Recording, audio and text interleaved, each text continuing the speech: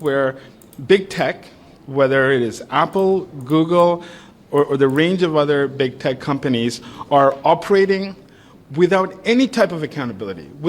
What about accountability for a $750,000 lawsuit for perfectly reasonable biological rule set personal beliefs because people are arithmophobic? What about accountability for wasting taxpayer money on trying to get a worse outcome with guns than what already is? What about accountability for Bill C-11 creating an artificial financial backbone for Canadian media? What about accountability for incompetent leadership affecting or even ending the lives of many, and then turning around and claiming murder isn't okay when people want to kill you?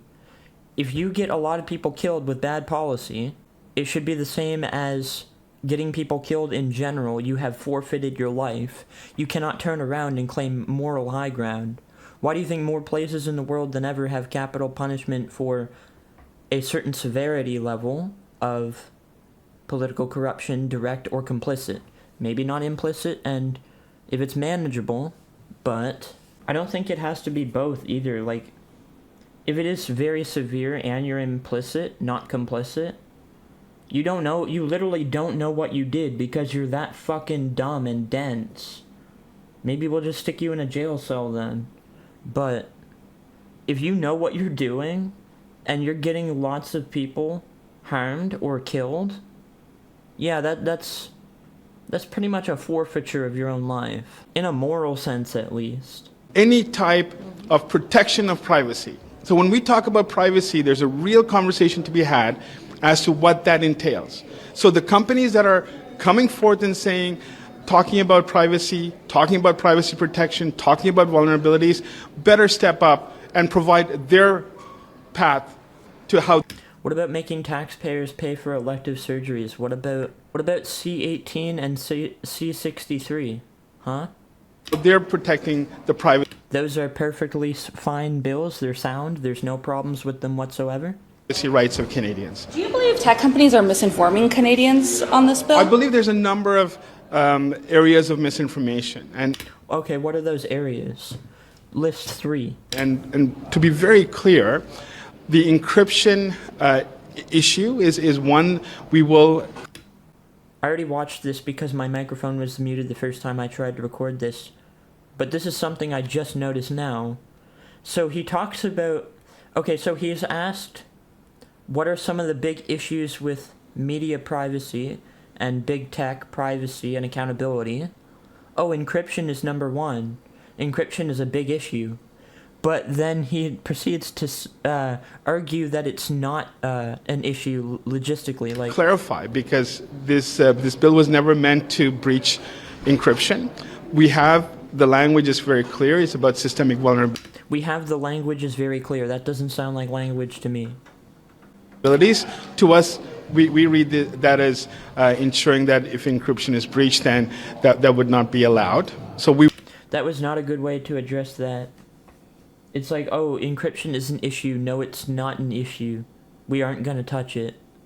So why do you have to bring it up so much? And why do you have to make an argument like this? It should be simple to make a straightforward claim that we're not going to, that you're not going to touch it. What is this roundabout bullshit? We will clarify it in the bill, and we look forward to working with the opposition on an appropriate language that we can. Yeah, you'll clarify it in the bill. People will have problems, and you'll ignore that and move on. We can live with, but also the level of misinformation that is out there really doesn't speak to what the bill. There is a lot of misinformation out there. Says, right? So for example, when we talk about metadata, and again, we will clarify what metadata is. I'm surprised I would be surprised if you know. Metadata, it does not imply that, we are looking for backdoor ways of collecting information. This is about retention of data, and if you look at the Five Eyes G7 countries, they have very similar types of legislative tools that are embedded within their lawful access regime. Canada, incidentally, is the only country that doesn't have a lawful access regime. So it is not a matter of this is an optional bill. This is something that needs to happen. And as technology evolves, as the Five Eyes, collecting information, this is about retention of data. And if you look at the Five Eyes, Which data? G7 countries, they have very similar types of legislative tools that are embedded within their lawful access regime. Canada, This is true. incidentally, is the only country that doesn't have a lawful access regime. So it is not a matter of, this is an optional bill. This is something that needs to happen. But how are you going to go about that? It depends, sure, it's a good thing. How you go about that is completely up in the air and up for interpretation. The jury is still out. And as technology evolves, as technology continuously far outpace. As technology evolves far beyond, all of our abilities to even understand it, we need to have better tools. And what I believe is that... How can you implement a tool set for something you don't understand? C22 brings us to date with what's required, where big tech... Bill pushing. It's like pill pushing, but with bills. Doesn't this guy have a YouTube channel? Oh my god. Look at the views. Is this actually him? The next Prime Minister of Canada, Mark Carney. What, is there multiple YouTube channels? I don't even know, bro. This must be an old YouTube channel. I'm Gary Anna Desangre, Member of Parliament for Scarborough Rouge Park. I'm here at the Rouge National Urban Park in Scarborough, and on the traditional lands of our Indigenous peoples, of course most recently of the Mississaugas of the New Credit. I'm here to wish you and your family a very happy Canada Day. As we reflect on the past, appreciate the present, and look forward to the future, there's a lot that we need to celebrate. But we know that we also need to do a lot more, including reconciliation with our Indigenous peoples, gender equality, caring for our environment, and so on. I hope as you celebrate today, You can tell he's reading something. And you can tell he believes in inherently discriminatory movements without realizing that implicit acceptance is more damaging than vulgarity, because stupidity is worse. Brother. you look at all the great... I look around my town. Alright, there's a feature on Snapchat I never fucking use, right? The public map. And so what it is, you can go on it, you can find your friends around, right? But you can also zoom in on your location, and there'll be little bubbles, like public stories, of different people, like people you have added, people you don't have added. You can just view whoever posts what stories in a particular spot.